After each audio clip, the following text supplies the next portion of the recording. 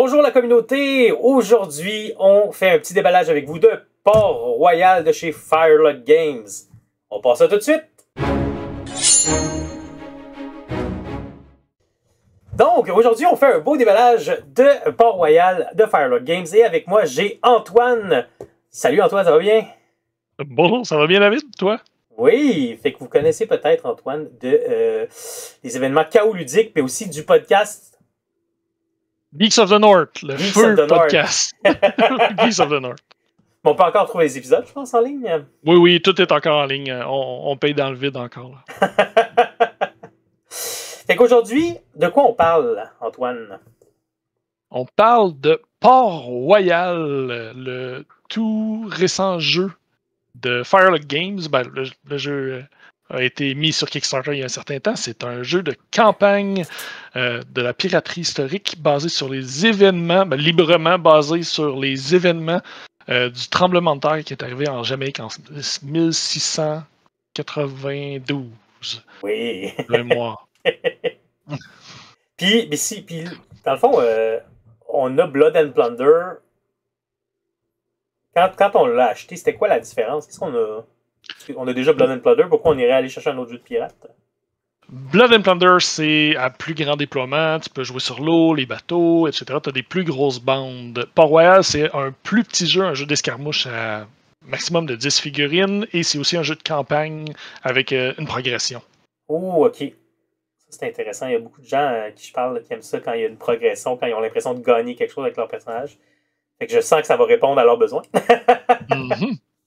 Une autre grosse différence aussi, c'est la taille des tables. C'est un jeu qui se joue sur une toute petite surface. C'est du 2x2 de base, au lieu du 4x4 ou 6x4 que Blood and Plunder utilise. Ouais, puis Game Workshop, on est habitué, ils ont changé aussi, mais on est habitué à 6x4, peut-être des plus petites parties 4x4. Des jeux d'escarmouche, j'avais vu du 3x3, mais là, du 2x2. Moi, c'est la première fois que je le vois. Toi, as-tu déjà vu ça ailleurs? Oui, mais il n'y en a pas des tonnes. Il n'y en a pas des tonnes? Pulp City utilise du 2x2. Bushido utilise du 2x2 également. Il y a quelques jeux français qui utilisent du 100 cm par 100 cm, qui est comme juste un petit peu moins que le 3x3. Là. juste par principe de garder ça en centimètres puis pas en pied. Là. Ouais. On oublie dans le jeu de figurines qu'on est passé au système métrique.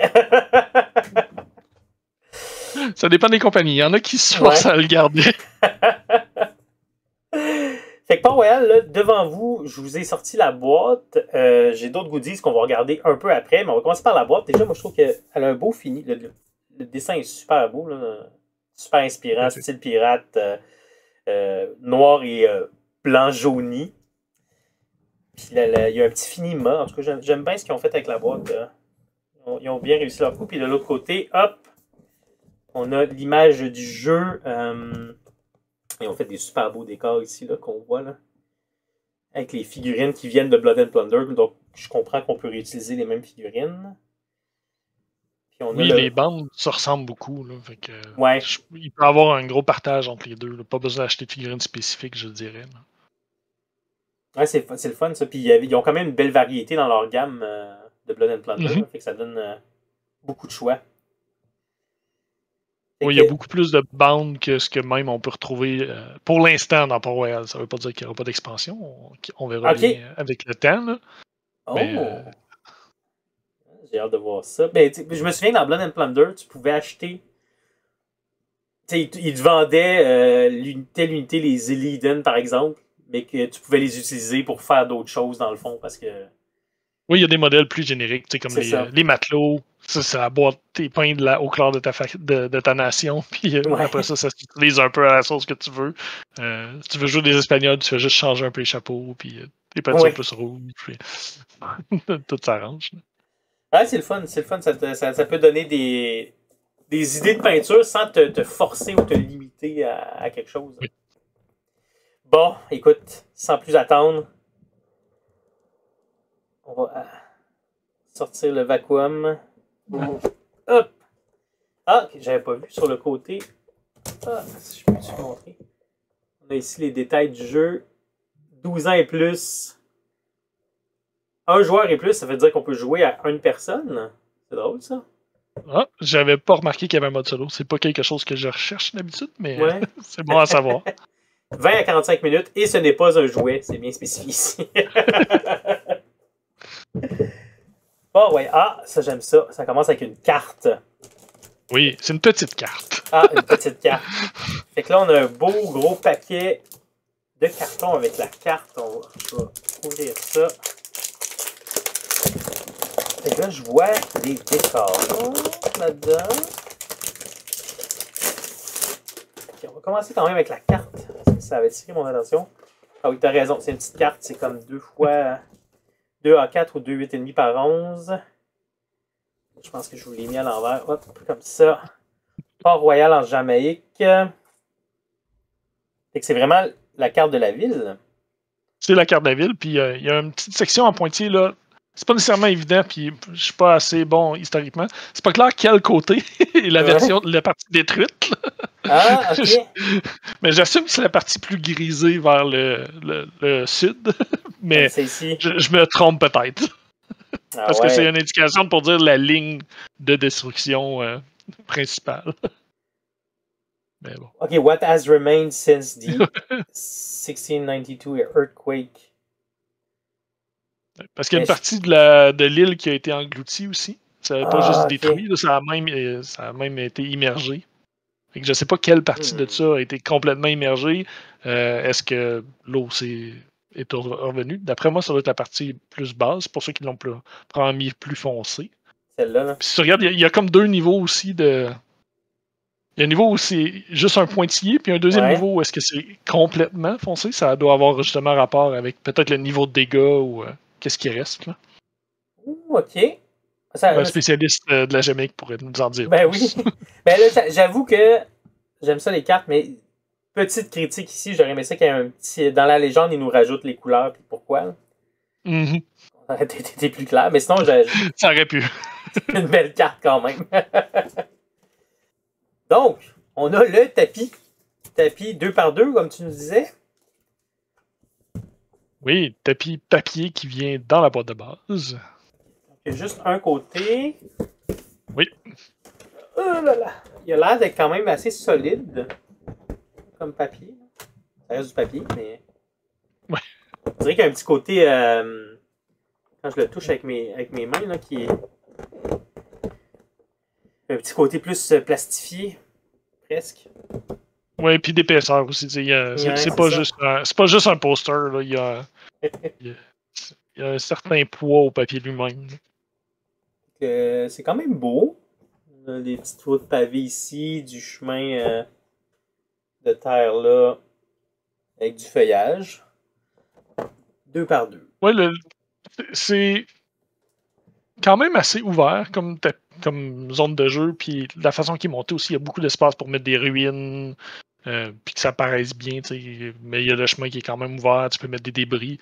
Pour quelque chose qui est un peu l'équivalent de ce qu'on pourrait dire post-apocalyptique, Ouais. historique, là, je pense que le tapis s'y prête bien Ah oui, au format, puis à la période. Ici, on voit les cracks là, qui auraient pu être créés par le tremblement de terre. Mm-hmm. Ok, bon, là, il est quand même pas pire, mais on a pris je pense que les deux, on a pris l'upgrade pour avoir le tapis en néoprène. Oui. Le plan pour faire les buildings. Fait que là, les buildings, ils viennent en dessous. On va regarder les pions après. Toi, t'en as monté un ou deux même déjà. Hein? Oui, j'en ai monté un ou deux, juste pour voir un peu à quoi ça ressemblerait. C'est Ok. très simple, c'est vraiment juste des petites fentes dans lesquelles ça s'emboîte. L'assemblage se fait très bien. Le carton a une bonne rigidité. J'en ai un deuxième là, justement ici que j'avais fait. Ah ouais. Ça bouge pas trop. Puis je pense que les modèles, ça fait pas bon. Surtout c'est des modèles en plastique ou des modèles en résine, ce qui vient de faire là principalement. Fait que tu sais, c'est pas. Je pense pas qu'il y ait une question de poids qui va faire que le décor va plier à longue, là, à moins que ça prenne l'humidité vraiment intensément. Là. Mais tu vois, moi, ma collection peinte, c'est surtout les vieux modèles en modèle. Les vieux Ouais, modèles t'as en les métal. plus vieux, toi. Ouais, c'est ça. Est-ce que tu penses que ça va être un problème? Non. Non? Ok. C'est Bon. surtout, c'est pas des modèles énormes non plus. Non, non, non, vraiment pas. Puis t'auras pas un régiment complet sur un deuxième étage d'une ruine. Là, quand t'as 5-6 figurines dans une bande de base, là, je pense pas que ça va être un problème. Genre, la qualité est bonne, l'assemblage est bon, puis ça bouge pas, de ce que j'ai essayé à date. OK. Fait que pour du terrain en carton, c'est une bonne qualité. As-tu mis de la colle ou on n'a même pas besoin de colle? J'ai rien mis. Pour pouvoir les désassembler peut-être, là, je suis pas encore certain que je vais les laisser 100% assemblés. Okay. Puis de toute façon, me connaissant, je vais aller vers de l'impression 3D pour des bâtisses plus grosses. Je me connais, là. Mais c'est un bon first step pour jouer rapidement. Et aussi pour les gens qui n'ont pas envie de faire des dégâts plus gros. Ça fait vraiment une bonne base là, aussi. Là. Puis il y a une belle diversité. Là. Il y a quoi, 5 bâtisses, 6 bâtisses puis des murs. Ouais. Il y a quand même un bon nombre d'éléments. Il y a même des petites échelles aussi là, pour en mettre pour les accès. Là. Un petit feeling Mordaine. Ça fait oui, tout à fait. Mais sans les coins en plastique. Ouais. Ce qui doit leur coûter moins cher. Ça doit, ouais. Une des choses que j'ai beaucoup aimé, c'est souvent dans les trucs comme ça, les feuilles en carton, la découpe ne sera pas complètement à l'autre bord. Puis tu sais, quand tu le sors, de temps en temps, ça déchire. Ça, j'ai pas eu aucun problème. La découpe était clean. J'ai jamais tiré. J'ai jamais de morceau de papier qui a voulu arracher ou déchirer. Là. Fait que ça, c'est vraiment un bon point. Vraiment. Ouais, puis il a quand même l'air... ça a une bonne épaisseur. Bonne épaisseur, bonne qualité. Ouais, j'ai pas l'impression que ça va se défaire tout de suite. Fait que tu fais beaucoup quand même de peinture de décor. On peut le voir dans ce que tu partages. Tu vas quand même aller vers d'autres types de décors par amour du décor ou c'est nécessaire selon toi d'aller vers d'autres types de décors? Par amour du décor. Là. Par amour du décor. Pas par amour du résultat final sur la table pour augmenter l'immersion. Ils sont super beaux, ils sont superbes, mais ça reste du 2D flat. Ouais. C'est pas un problème. Puis je pense qu'ils sont... le niveau graphique dessus est super bon. Il y a du weathering, il y a les cracks, tout ça. Oui. Pour jouer, là, je pense que c'est amplement suffisant comme base. Le but, c'est de rajouter quelques petits éléments, genre le scatter terrain là, en anglais, qu'on dirait. Là. Ouais. Le terrain dispersé. Ouais. Mais tu sais, des barils, des choses comme ça. Sur le groupe Facebook, j'ai vu quelques photos qui ont été partagées. Les gens avaient mis des barques ou des canaux à moitié détruits qui avaient été emportés par justement le tremblement de terre et les vagues qu'il y a eu.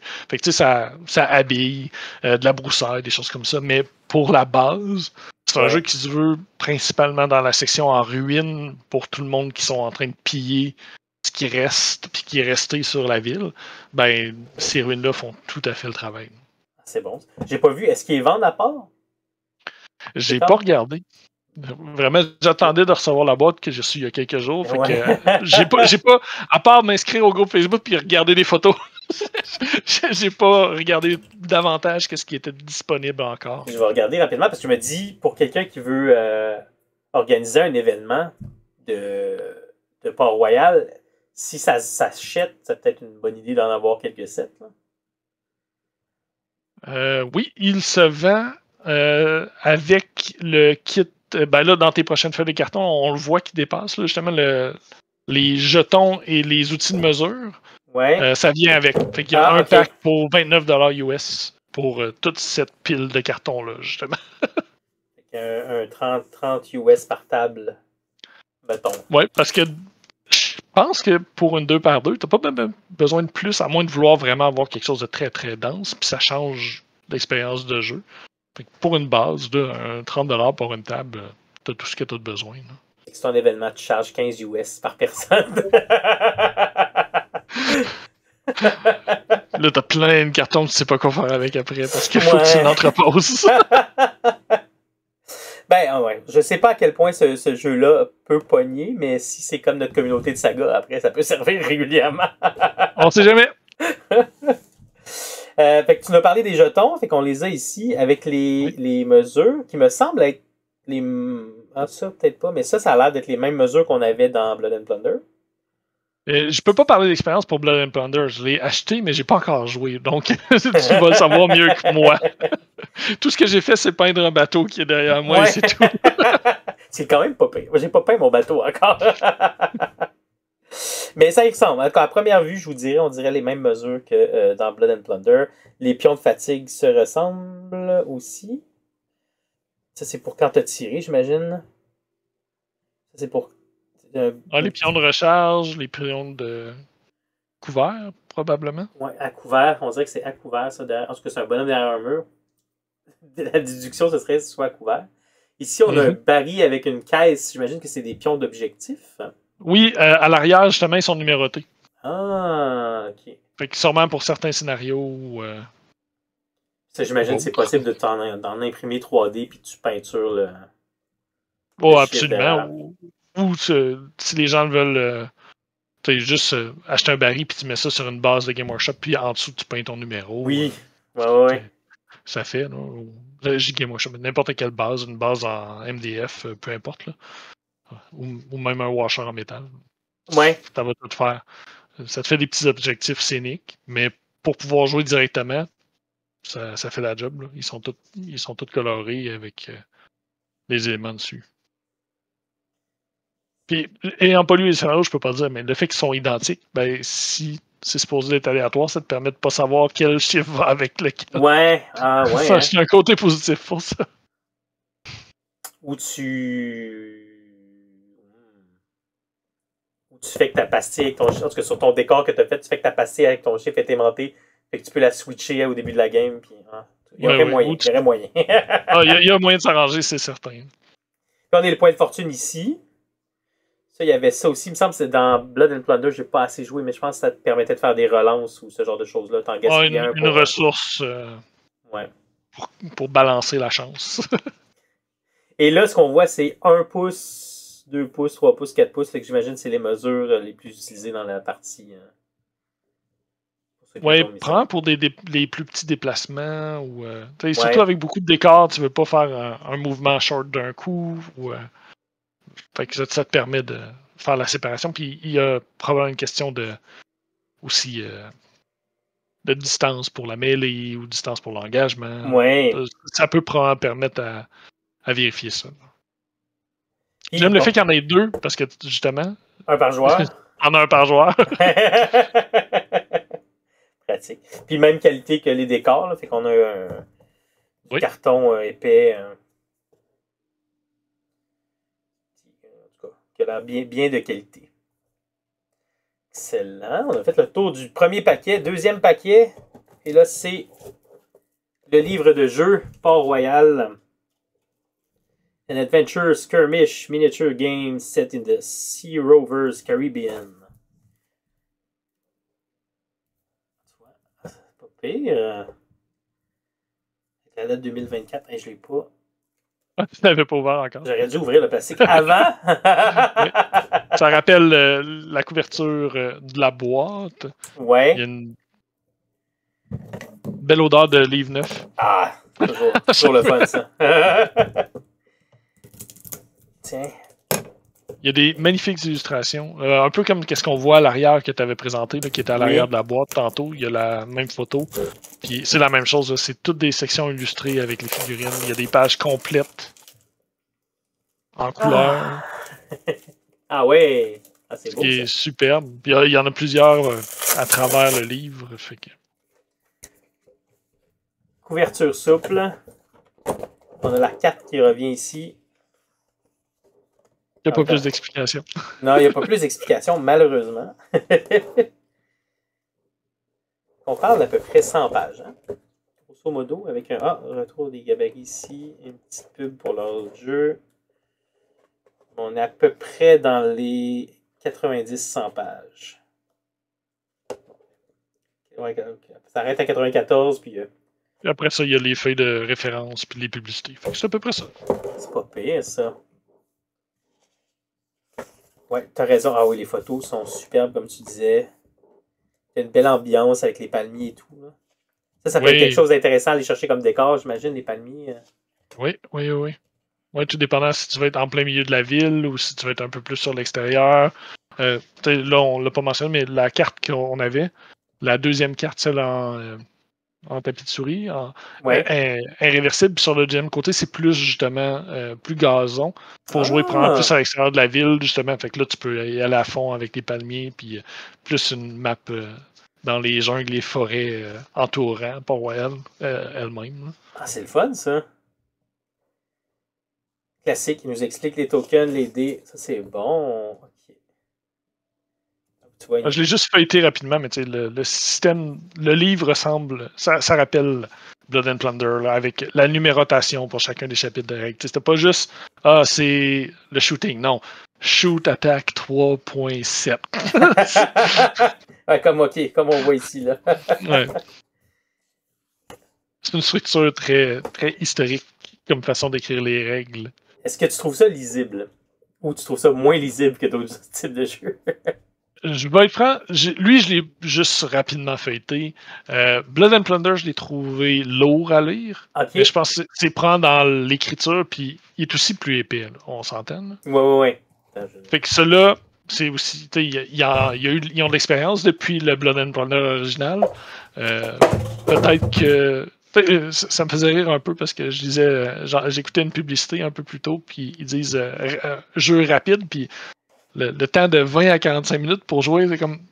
Ouais. Vu ce que j'avais vu de Blood and Plunder, c'est peut-être parce que les modèles meurent plus vite, parce que le jeu n'est pas peut-être aussi rapide que ça. 20 minutes, peut-être. C'est un jeu à campagne, puis des fois, tu veux pas rester trop longtemps. Ça va être à voir avec l'expérience. Mais ouais, je profite du petit aparté que tu amènes, mais il me semble que la plupart du temps, quand une compagnie m'annonce un temps de jeu, c'est toujours plus long. Ouais. Après, je commence par un nouveau jeu, fait que c'est normal, là, c'est ça. mais malgré tout, faut que tu sois, pour respecter ces temps-là, faut pratiquement que tu joues avec un timer, là, puis que tu es concentré, tu fais juste ça, tu parles pas en même temps. Le temps va être plus long, c'est pratiquement sûr. Surtout 20 minutes, là. On s'entend dessus que juste sortir tes modèles, mettre la table, ça prend bien plus que ça. Ça vaut-tu vraiment la peine de jouer? Oui! Tu vas en faire quelques parties de fil là, si c'est pour juste durer ça. Ouais.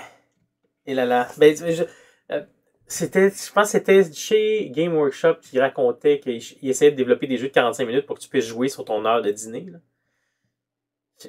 Pendant un bout, il vantait le 40K in 40 minutes là, pour. Oui, c'est ça. En 4e édition, là, les règles rapides, le kill team préhistorique, qu'on pourrait dire. Il faut que tu aies un bon setup et des bons collègues de travail pour y arriver. Faut que tu sois déjà prêt, parce que peut-être jouer si tout est déjà sur la table, tout est déjà sorti. Mais ça te prend une entreprise où tout le monde est un gamer et que tu as des tables déjà setées. Là. Ouais.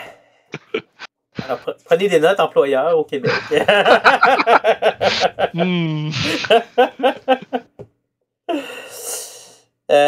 que je suis retourné à la table des. Ça y est, je me mêle entre l'anglais et le français. Classique. La table de contenu. La table des matières. Oui, voilà. Fait qu'on a vraiment les règles de base, le tour, comment faire des actions, le terrain, game board puis terrain. Après ça, c'est la création de l'armée. Fait qu'on crée la compagnie, dans le fond, qui va être, dans le fond, l'équivalent de l'armée là-dedans, dans le fond, c'est la compagnie. Oui, c'est ton petit groupe de figurines qui va se promener à travers les ruines. Puis tu vois, premier coup d'œil, ce que je trouve intéressant, c'est qu'il y a un autre chapitre pour créer ton personnage et ta faction. Fait que la compagnie n'a pas l'air liée à la faction, c'est ton personnage qui a l'air d'avoir une faction. Ouais, ben, il y a aussi juste 2 pages pour la création de la compagnie. Ça doit être vraiment juste le overall. Ah, les règles génériques. Écoute, tant qu'à en parler, hein, on va aller voir. 37, 38, ok.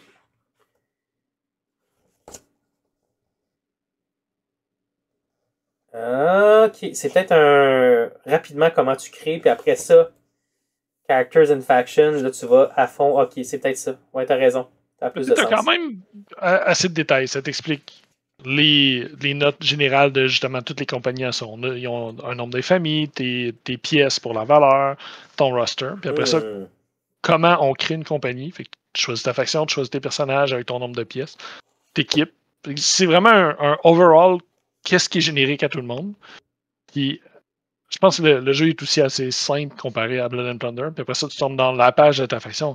Mais on s'entend, les pages de faction, c'est juste 2 pages. C'est un spread. Là, comme si tu te rends plus loin. Fait que, toute l'information est là. Le jeu n'est pas super complexe. C'est un jeu historique, c'est tous des humains. T'as une petite variation, mais les armes sont les mêmes pour tout le monde. Tu vas avoir un chapitre pour les armes à part. Fait que... Ouais, j'ai l'impression que souvent dans les jeux historiques, pas tous, il y en a qui prennent d'autres modes, mais étant donné, comme tu dis, c'est humain contre humain, c'est les mêmes armes, la granularité sera pas au niveau des différentes unités puis des règles spéciales. La granularité va être dans l'expérience de jeu. Ouais. Ou des fois, c'est des disponibilités. Là. Il y a une petite différence dans ça pour. Il y a certaines factions, ils ont toute une règle de faction. Ah, ok. Mais c'est une règle de faction, c'est pas énorme, là. Fait que ça fait pas une grosse distinction. Après ça, c'est dans les modèles que tu choisis. Puis là, certains des modèles ont leur règle spéciale, mais il n'y en a pas tant que ça. C'est le genre de chose, ben c'est ça. C'est le genre de jeu où quand tu vas connaître les règles du jeu, puis ta règle spéciale de faction, mais tu connais quand même à peu près l'armée de l'autre. Oui, à peu de choses près, là, tu sais. T'as pas besoin d'étudier les factions. Juste pour, j'ai un exemple. Là. Devant moi, j'ai les forces de la couronne, puis les forces des Dutch Capper, les Irlandais. Puis leur modèle de base, il est pratiquement identique. Mais il y en a un qui a un fight de 6, l'autre a un fight de 7. Ah, ok. Mais ils ont même la même règle spéciale tous les deux. Fait que c'est vraiment pas une grosse différence. Celui-là qui a un meilleur fight, ben, il a un moins bon resolve, puis c'est balancé à un chiffre près. Là. Fait que c'est vraiment pas une grosse différence. Je pense que ça se répercute à travers l'ensemble des 6 factions qu'il y a de base dans le jeu. Puis tu dis ça, puis ça me rappelle une entrevue que j'avais vue des créateurs de Blood and Plunder. Quand ils avaient créé Blood and Plunder, ils ont fait appel à des historiens. C'est super intéressant. Puis souvent, ils expliquaient les stats par des textes qu'ils ont lus. Mm-hmm. Fait qu'ils disaient, on a un rapport, on a lu une description d'une bataille qu'il y a eu avec des Espagnols. Puis là, je vais au pif là, de ma mémoire, mais comme il était vraiment hargneux, fait qu'on leur a donné plus de fight pour ça. Puis là, selon telle autre description, cette armée-là était plus dans le tir, fait qu'on leur a donné plus de tir. Fait que je trouvais ça intéressant qu'ils soient inspirés des sources. Ça fait du sens pour faire au moins une légère variété, parce que sinon, tu n'aurais pas besoin de règles de faction, en théorie. Là. Non, c'est ça. Fait que ça nous fait combien de factions? C'est 6 factions. 6 factions. Quand même. Les pirates jamaïcains. Il y en a qui sont plus génériques que d'autres. Là. Justement, pirates, c'est assez ouvert. Les boucaniers français, les Guardacosta espagnols. Carib Raiders, c'est-tu les Premières Nations? C'est les Premières Nations de l'île. OK. Cool. Ou des îles environnantes, en fait. Maroons, c'est les pirates qui ont été abandonnés, ça, non? Pirates et esclaves qui ont été abandonnés sur l'île puis qui sont là depuis même la fondation. Même. C'est un mélange. OK. Force of the Crown, c'est les Anglais. Ah, je disais 6, mais il y en a 7 en fait. Il y en a 7. Ah. Maroons, Force of the Crown. Puis Dutch, comme tu disais, les Néerlandais. Très cool. OK. Je pense qu'on a de la belle lecture à faire avec ça. Et puis j'en reviens encore aux images parce qu'ils ont fait un superbe travail. C'est aussi inspirant parce qu'il y a plusieurs setups de décors dans leurs photos. Et là, c'est une section en extérieur très colorée. Les autres, on a l'impression des photos de nuit dans des zones plus détruites. T'as des photos de bandes qui sont à l'extérieur aussi. Comme ça ici. Si on va à la page autour de la page 22, si t'es là, 22. Il y a 21-22 sur des bateaux échoués au lieu d'être dans les villes. Fait que, ça donne un autre look aussi, ça donne des idées potentielles de qu'est-ce qui pourrait être fait. Ah, c'est cool ça. Je me rappelle pas par cœur. Je sais qu'on avait accès à des éléments de décor 3D aussi qui venaient. Il envoyait des STL pour les gens qui avaient backé. Oh! Mais je me rappelle pas c'est quoi les éléments. Je les ai achetés dans mes librairies puis j'ai pas regardé encore. J'attendais de recevoir le livre avant de commencer à travailler sur les décors puis le reste. Fait que, il y a des éléments. Puis, de toute façon, des éléments de décor de cette époque-là, il y a plein d'autres compagnies qui en font aussi si jamais on veut à une époque, aller plus loin. Là. Il y avait Foreground, je pense qu'il avait fait tout un set pour Blood and Plunder. Qui était très cool. Malheureusement, il n'existe plus, mais. Ok, fait que là, on a après, on a la campagne. Scénario, campagne, multiplayer, solo, puis coopératif. Ah, il y a du coopératif aussi. Ok. Et c'est des belles ouvertures. Après ça, il faut voir. Souvent, les jeux qui proposent plusieurs modes de jeu, il y en a un qui a été plus travaillé que les deux autres. Ok, ouais. L'expérience, c'est à voir après si ça vaut vraiment la peine ou non. Mais ça, il faudrait l'essayer pour voir. On pourra commenter là-dessus plus tard. Ouais, j'ai pas regardé. Je sais pas si on gardé l'activation par le jeu de cartes. J'avais regardé la vidéo de How to Play qu'il avait publié pendant la campagne, mais je m'en rappelle plus. Okay. Je vais être franc. Mais je pense pas, il n'y a pas parce de set de cartes. Il n'y a pas de set de cartes qui vient avec. D'après moi, ça doit être différent. Ah. Bon, un très beau livre. On a, pour jouer 6 D10, ouais, ils sont pas mal forts sur les D10. Hein? Même Blood and Plunder, on est sur le D10. 2 blancs, 4 noirs. Je sais pas s'il y a une signification particulière.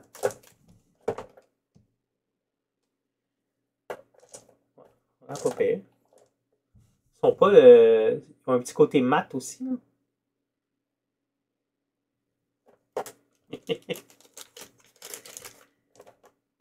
On va essayer de rentrer ça dans le sac. Il y a une signification au troisième dé. T'as un dé qui est supposé être d'une couleur différente. Fait que quand tu roules. Okay, il y a une raison. fait que 2 noirs, 1 blanc pour un joueur, 2 noirs, 1 blanc pour l'autre joueur.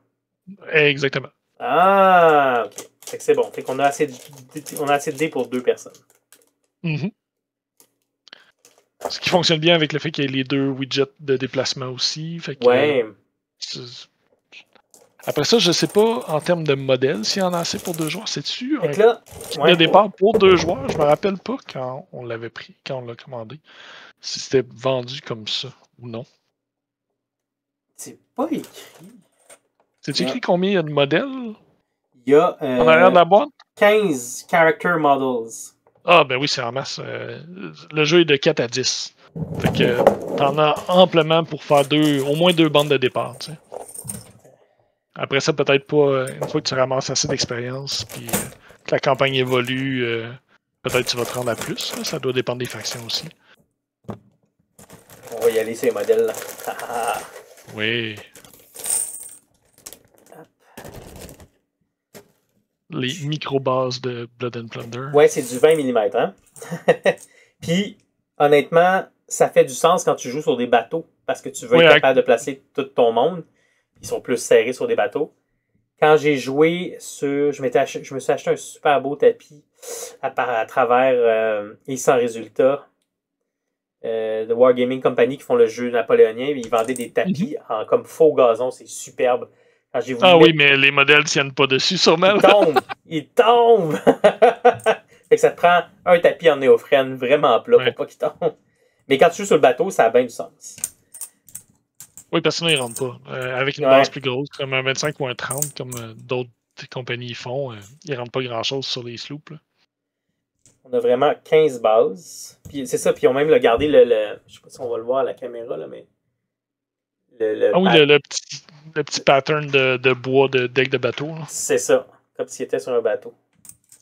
Ou sur un plancher en bois. Ouais. Fait que là, on est supposé avoir 15... Il y a 15 bases, on est supposé avoir 15 figurines. Et ça a l'air d'être la grappe. Ça ressemble à la grappe de marin qu'on avait dans le Raise the Black. Si je ne m'abuse, ça y ressemble beaucoup. Ça dit... Ah, non, c'est ça, 2021. 18th Century Pirate. Peut-être pas. Ah. ça dit, ça? Ah oui, c'est ça. C'est la grappe de Blood C'est la grappe des marins. Raise the Black, ouais. Fait que le jeu est au 17e, mais on a une grappe de pirate du 18e. Bon, ça, ouais. 1692, c'est pas loin quand même. C'est quand même une belle grappe. C'était leur première grappe plastique, je pense, qu'ils ont faite comme ça. Oui. Tu vois que c'est pas le. Quand on avait fait le déballage de la boîte Raise the Black, là, je pense qu'on l'avait dit, là, mais la grappe est un peu différente de ce que Game Workshop fait. Fait que toute la structure de la grappe est ronde, n'est pas carrée comme Games Workshop. Ça me faisait penser au modèle de. Voyons. C'est des petites bandes qui vont dans un monde parallèle. Malifaux. Les grappes de Malifaux, oui. Ils ressemblaient à ça. Pas mal. Fait que là, on a 2 fois cette grappe-là avec 6 corps dessus. Choix de tête, choix de chapeau, choix d'armes. 1, 2. Fait que ça nous fait. Il y a énormément de morceaux dans ces grappes-là aussi, parce que ouais. les bras sont séparés des mains et des armes, des corps. Fait que ça, c'est un élément à se rappeler. C'est pas tout qui va avec tout. Cette petite feuille-là que tu as dans tes mains est importante parce que c'est pas entièrement ajustable, à moins de vraiment aimer se compliquer la vie puis le positionnement, rajouter un peu de green stuff. Certains sets d'armes vont spécifiquement avec certains corps et avec certains bras. Fait que c'est de l'assemblage un peu précis. Fait qu'il faut faire attention. Oui. Puis en plus, les bras, mettons, les attaches de bras, c'est plat. Il n'y a pas de petite encoche.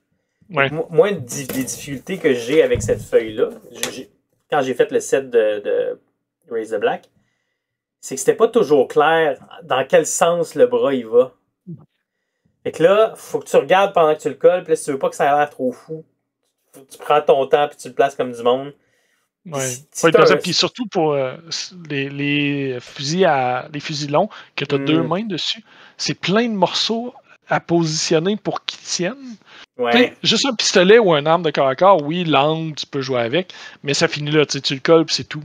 Mais il va, à cause des fusils longs, que tu as les 2 mains dessus, mais c'est 2 bras séparés, un fusil plus le corps, ben le positionnement est compliqué. Oui. Fait que c'est pas un kit de débutant. Ou en tout cas, le débutant, il va apprendre à la dure.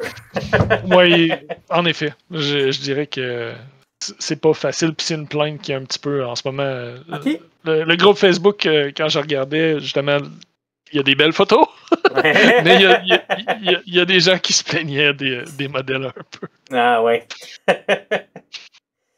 Fait que 12 marins classiques.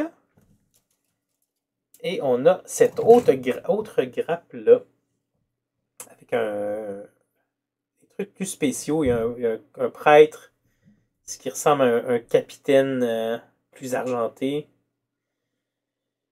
Il y a même des morts.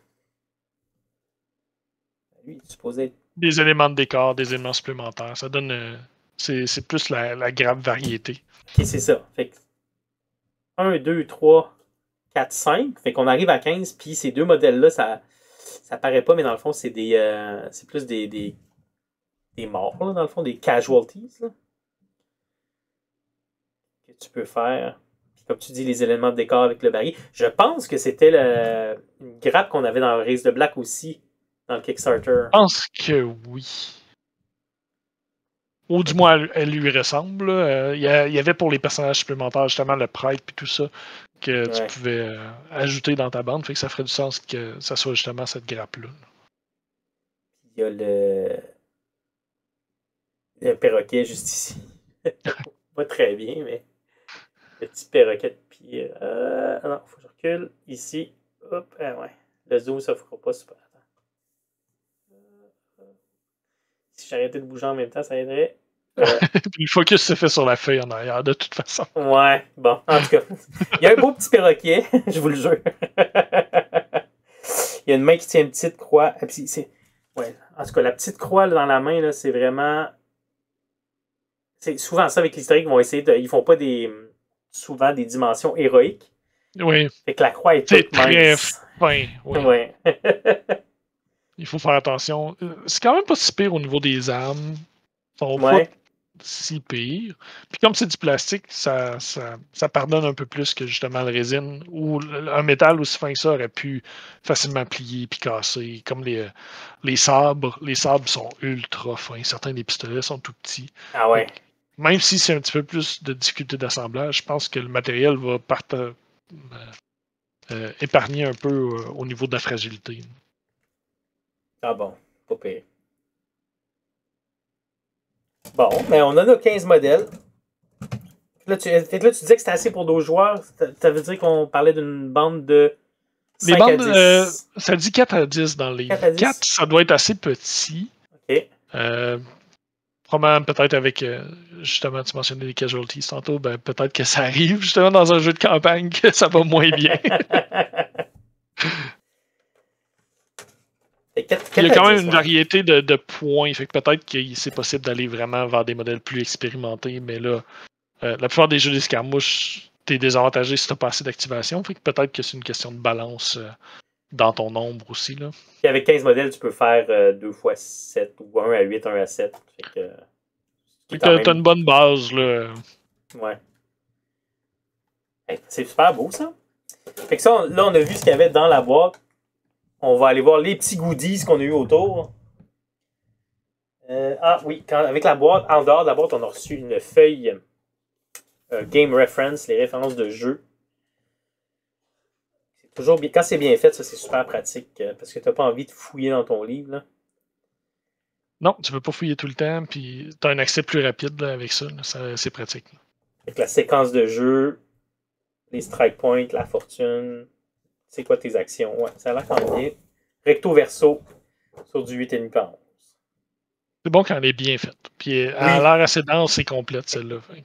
Puis tu peux avoir des jeux compliqués, comme Général d'armée, un jeu qu'on a fait dans le club, que sa complexité, mais le fait que tu as 4 feuilles de référence, en fait 2 feuilles recto verso de référence, ça aide. À un moment donné, tu te retrouves, là, tu te fais une map mentale de ta feuille, puis ça va un peu plus vite. Bon, on en a parlé déjà, on va y aller avec le tapis. 2x2, double-sided néoprène. Hop, je l'ai déjà ouvert, c'est en plus grand. Ah ouais. Ça, c'est le même côté que le tapis en papier. OK. Et on a un côté plus sauvage, plus naturel, justement, avec des petits chemins et plus d'herbes, plus vert, moins magané. C'est bon, ça. Fait qu'on peut faire... Il est plus polyvalent, puis on a deux endroits de jeu qu'on peut faire avec ça. Il est un peu plié. Tu me disais que ça prend un petit coup de... Ça va prendre un petit coup de fer. Étant plié en 4 et non roulé, il y a des marques très précises. Il va falloir le laisser sorti et un petit coup de fer avec humide là, pour aider à le replacer. Ça ne lui fera pas de tort. C'est bon. Puis savais-tu le mien, je l'ai sorti puis il tient pas à plat à cause de ça. Ah ouais, okay. ça va valoir la peine. La qualité d'impression est super belle. Le détail est bon. Donc, ouais. C'est ça, quand c'est 6x4, comme le tapis est plus long puis plus lourd, j'imagine qu'il s'aplatit mieux. Mais à 2x2, c'est ça le défaut. Ouais. Ça va avec l'épaisseur. C'est un tapis assez mince, puis le matériel est un peu spongieux. Fait que je pense que c'est pas nécessairement comme un tapis de souris, là, c'est plus... c'est pas un caoutchouc aussi dur qu'il y a au centre. Fait qu'il y a... contre certaines autres tapis que j'ai vus, ça explique peut-être qu'il ait plié plus. OK. Puis, bon. Mais ça permet qu'il plie parce qu'il y a certaines épaisseurs que justement tu peux pas vraiment le plier sans peut-être même faire décoller la surface. Là. Alors qu'ils décolle de la mousse, tu veux dire? Oh, OK. Ben, justement, tu dis que par rapport à d'autres tapis que tu as vus, la qualité, selon toi, ça se place où? Je pense qu'elle est bonne. Ça ressemble à ce qu'on voit dans les autres compagnies. Il est neuf, on s'entend. Les bordures n'ont pas relevé du tout. La qualité d'impression est là. C'est pas un tapis. On voit ça beaucoup plus en les tapis de surface de jeu pour les jeux de société. Les côtés sont cousus. Ouais. En tapis de Wargame, c'est assez rare parce que ça coupe une partie de la zone de jeu. Fait que c'est le classique là. Ok. Pas de couture, puis belle surface avec les petits coins ronds, justement, pour pas qu'il commence à lever. Fait que t'approuves. Oui. Puis c'est le fun que tu aies le deuxième côté qui est plus générique parce qu'il peut servir à autre chose aussi. Je trouve qu'il est assez polyvalent qu'il peut se plier à une zone plus médiévale ou une zone extérieure pour un autre jeu qui vaudrait la peine. Là. Je mentionnais Bushido tantôt, le côté de pelouse, il marcherait pour une contrée orientale sans problème. Là. Ah, ok, c'est cool ça. La prochaine chose, le paquet de cartes. Alors, ça contient. C'est ça venait pas avec la boîte. J'imagine que tu peux jouer ça. Ça vient sans. pas avec la boîte, ça c'est vraiment c'est un paquet de cartes d'aide de jeu. Il était vendu comme like, gaming aid et non comme matériel de jeu. Fait que contrairement aux cartes d'initiative qui étaient requises pour jouer à Blood and Thunder, ce deck-là, c'est vraiment plus pour s'aider la vie. Je l'ai ouvert un peu. Il y a justement des références d'armes, des références de scénario. C'est prends tout du matériel qui se trouve dans le livre ou sur ta feuille d'aide, mais sur des plus petites cartes que tu peux utiliser juste qu'est-ce que tu as de besoin. Okay, ou pour faire pour les éléments de scénario, ben il y a peut-être des événements puis tu peux les tirer aléatoires au lieu de tirer un dé, des choses comme ça. Ok, ah ben oui. Fait que 64 cartes. Ok, fait qu'il y a 36 cartes de solo play. Fait que j'imagine que ça doit aider. Où sont les cartes? Ok, on sait pas c'est quoi solo play. Ils sont pas identifiés. Okay, ouais, là, je sais pas lesquels servent pour le solo. Il y a peut-être plus qu'une catégorie. 10 cartes d'événements. Ok, fait que ça serait. Mon Dieu, il me semble qu'il y en a plus que 10. C'est moi qui. 1, 2, 3, 4, 5. Ah non, c'est ça. 10 cartes d'événements à peu près. 3 cartes de weapon. Fait que ça, c'est les statistiques de nos armes. Hop. En tout cas, ça donne une idée. On les a à portée de main pendant qu'on joue.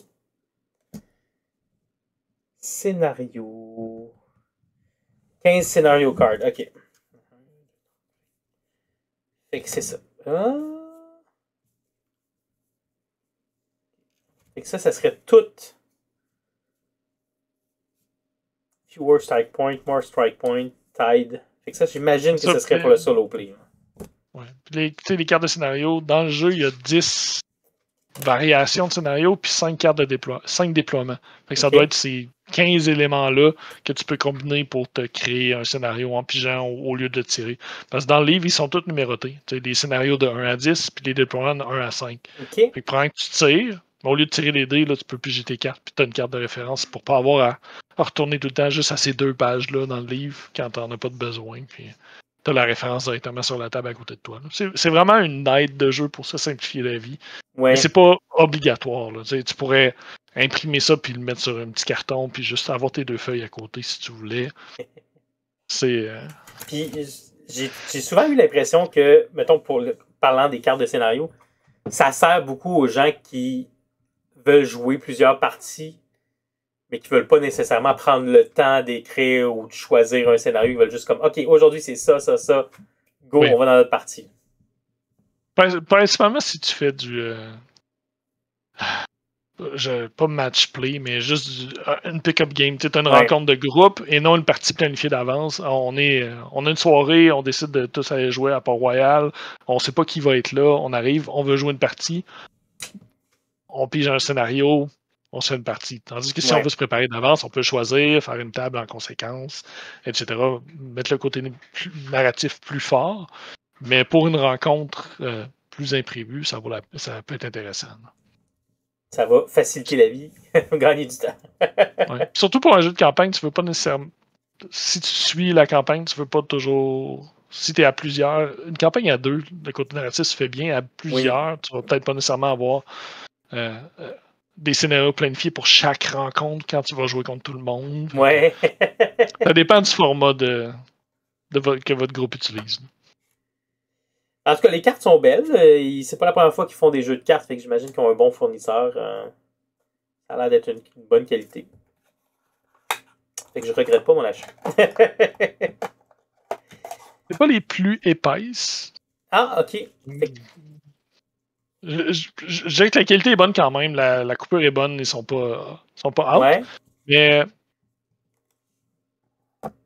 c'est aussi une carte. C'est pas une carte de jeu. C'est une carte d'aide. Fait que, tu vas pas la Ouais. manipuler. Tu vas pas la brasser autant. Fait que je pense que le fait que elle soit un peu plus légère et pas un inconvénient dans ce cas-là. L'as-tu comparé avec les cartes de Blood and Plunder, les cartes de jeu de Blood and Plunder? Non, j'ai pas Non. comparé avec ceux-là. Là, tu vois, je serais Mais ça aurait curieux. été un bon point à Ouais, faire, ouais. justement. Je serais curieux. On vous reviendra dans une publication sur le groupe. On avait aussi. Hop!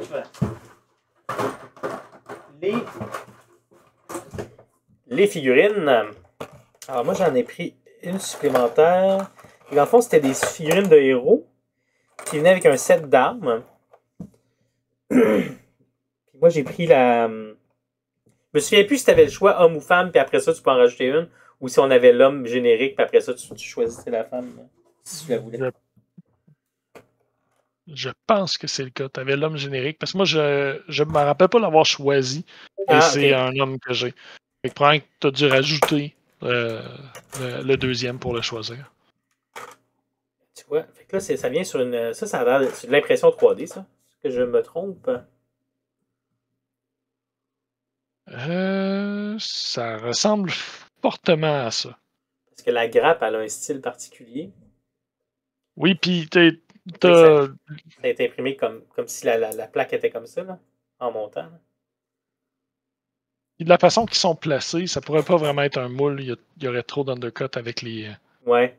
Il y a plusieurs éléments où est-ce que ça ressemble à être justement des éléments d'arbre d'impression. Si on peut. Oh, oh, mon Dieu. Ça se voit pas très bien. Mais en tout cas. Non. Faudrait vraiment que je cache.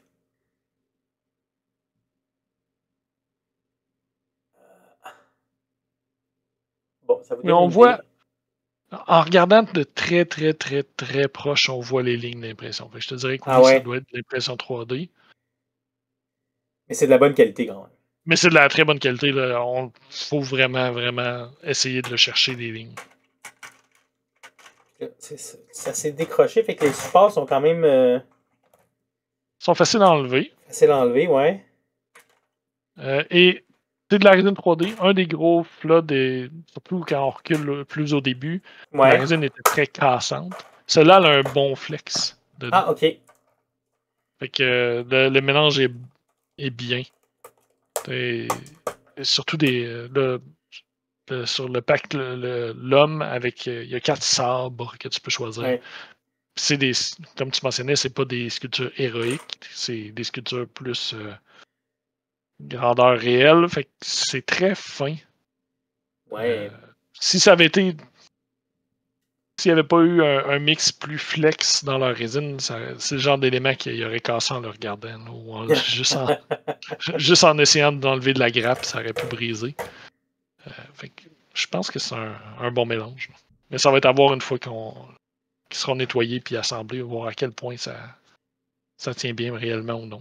Est-ce que ça. Tu vois, j'ai jamais travaillé avec ça. Est-ce que ça fait du flash à enlever ou ça Ça fait des petits points fait des à petits points? nettoyer. Mais au lieu d'avoir une modeline complète, tu as un petit point qu'il faut que tu limes ou que tu sables. Ok. Mais juste un petit coup de couteau d'habitude d'X-Acto ou d'autres couteaux de hobby, ça fait normalement amplement la job.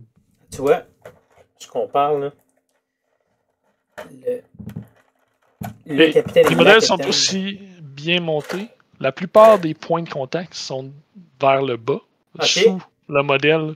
Fait que même si ton nettoyage n'est pas super gros, la plupart du temps, une fois qu'il va être peint, tu ne verras pas parce que ça va être le dessous du bras, le dessous du menton, en dessous des pieds. Toutes des choses que, à moins que tu prennes le modèle et tu le lèves, tu verras même pas si ça n'a pas été nettoyé tant que ça. Je pense que c'est pas critique. Après ça, sur les armes et les autres éléments qui sont pas dans un angle debout, là, ça paraît peut-être un peu plus, mais les points de contact sont tellement fins qu'il faut être assez pointilleux, je pense, pour que ça soit un problème. Bon, c'est bon à savoir. Puis je remarque aussi, tu vois, il y a des pièces qui sont tombées, là, mais Ouais. dans le fond, ce qui change entre les deux grappes, c'est vraiment le corps et les têtes. Mais sinon, on a exactement les mêmes armes. Ah, c'est bon à savoir. Fait que, puis même, tu as un petit crochet ici, tu vas l'avoir ici. Fait que tu peux mettre une main crochet. Tout est pareil. C'est vraiment les têtes et les corps qui changent. Hop. Fait que ça, c'est pour nos deux personnages. Et l'autre, c'est des armes spéciales. Ah ouais, ok. Et on va. Je vais vendre un punch tout de suite. Vas-y.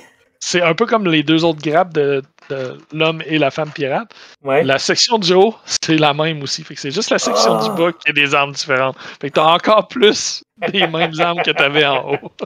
Ah, c'est drôle. T'as une plume, t'as une hache d'abordage, quelques pistolets, 4 sabres. C'est les mêmes que t'as sur l'autre grappe. Bon, ok. Ben, ça peut être Mais à pratique, ça j'imagine, pour s'ajoute. ton équipage aussi.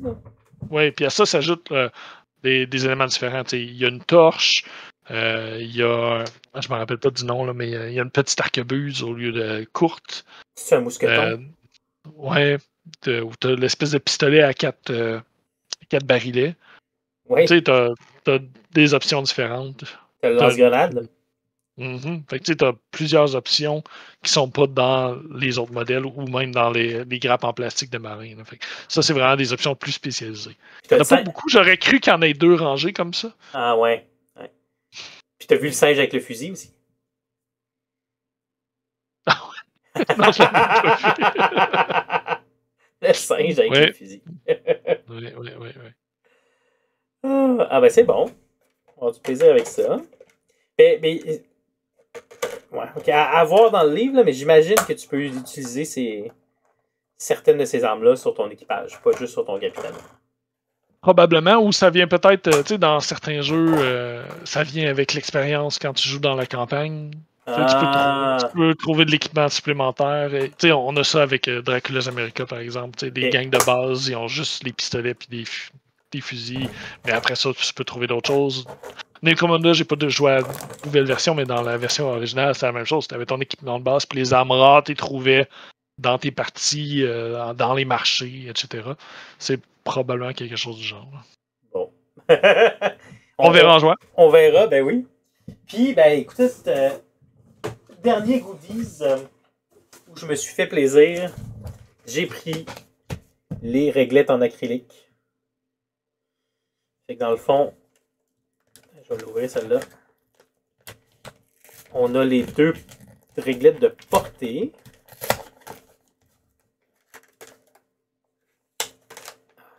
Avec une agrafe qui résiste. Et voilà. Ah oui, c'est bien emballé. C'est jouable? Mais non, c'est ça. On va le déchirer comme un sac de chips. Il voulait que ce soit une récompense, aller chercher ce qu'il y a dedans. Fait que les réglettes en acrylique, j'imagine que ça c'est pour les fusils. Puis l'autre qui est un peu plus petite, ça doit être pour les pistolets au pif, là. Ou peut-être les grenades, ce qui se lance à la main. Possiblement. Et finalement, notre outil pour avec le 1 pouce, 2 pouces, 4 pouces. Ben, 1 à 4 pouces dans le fond. Là, tu as encore le backing dessus, mais j'aime la transparence sur la plupart de ces règles-là en acrylique. Par contre, j'aime sur celle en carton, le fait qu'il y ait la différenciation de couleur pour les longueurs, parce que ça fait visuellement, c'est plus facile à voir. Mais l'acrylique, une fois que tu enlèves ton backing en papier, tu as une transparence que tu peux mettre complètement par-dessus, puis c'est une facilité d'utilisation. Mais la couleur donne aussi une facilité d'utilisation différente avec les réglettes en carton. Par contre, ils ne seront pas aussi tough, c'est pas le bon mot. Résistantes? Ouais, aussi résistantes à la longue. Ça, en carton, éventuellement, ils vont porter à être remplacés si on joue beaucoup. Oui. Ouais, c'est ça. Ok. Ouais, t'as raison, on voit bien en dessous. Mais j'imagine qu'on pourrait peindre les lettres, tu vois. Ah, probablement. Avec le code de couleur. C'est beaucoup d'efforts, mais oui. Ah, c'est beau. Excellent. Ben, je pense qu'on a fait pas mal le tour de ce qu'on avait. Oui, moi, j'en avais moins que toi, mais c'est ça, genre. Fait que, overall, comment tu trouves ça? Je suis content de la qualité de ce que j'ai reçu. Ouais. Le livre est superbe, le carton, tout ce qu'on a reçu, les décors, les widgets, les jetons, la qualité est excellente.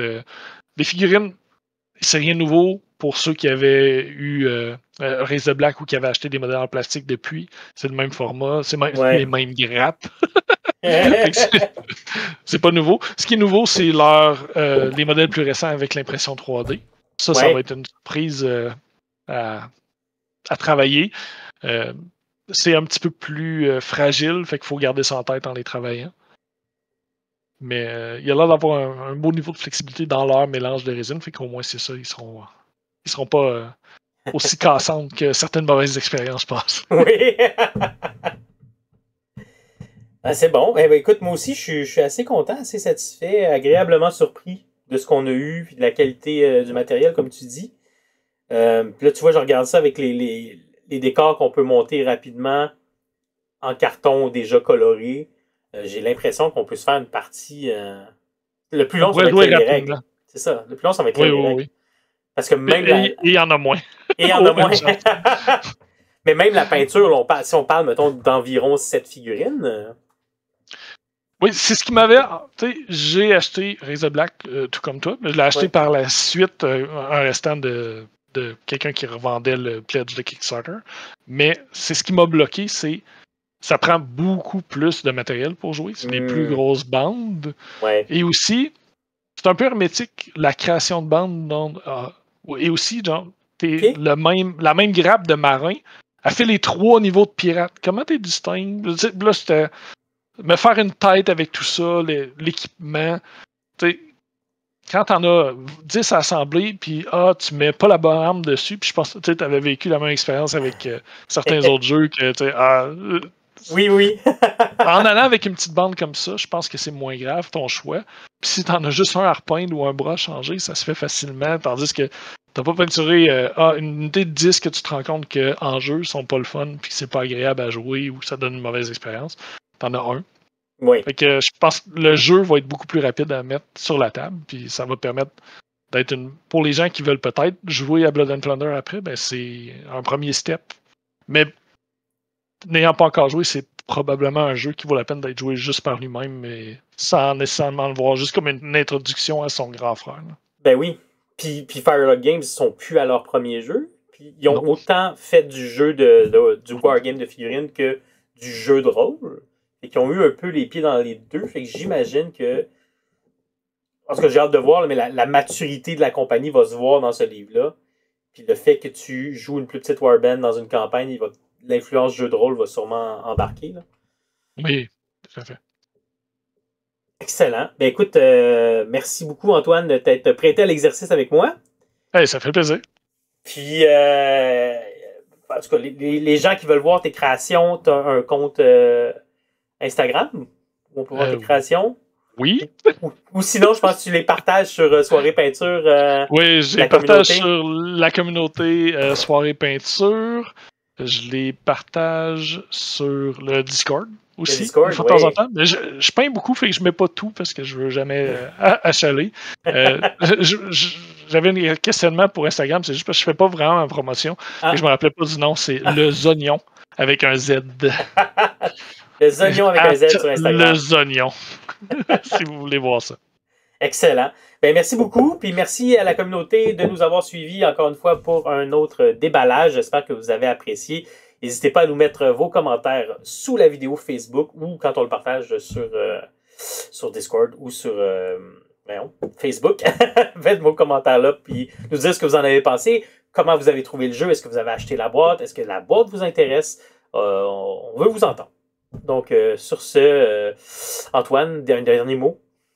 Tremblement de terre. Ah! Bonne soirée peinture!